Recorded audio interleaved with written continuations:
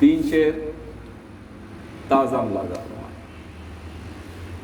चांदी सोने से लिखे कसीदे,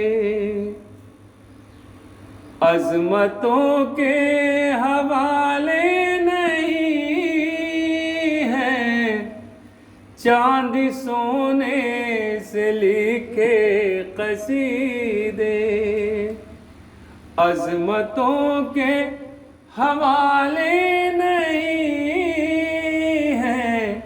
अपने बारे में तुम उनसे पूछो,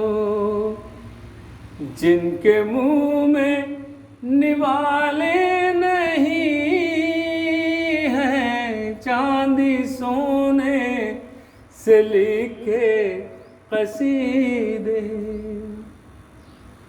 हो चुकी बस्तियां कत्ल कितनी,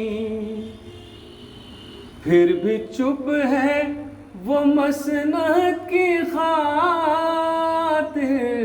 हो चुकी बस्तियां कत्ल कितनी, फिर भी चुप है वो मसनद की खातिर।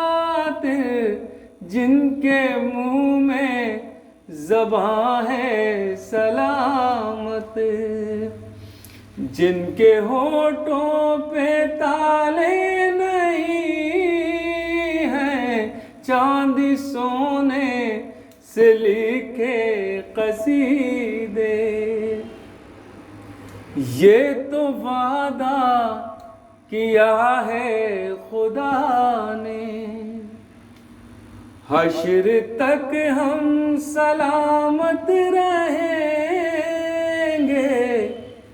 ये तो वादा किया है खुदा ने, हश्र तक हम सलामत रहेंगे।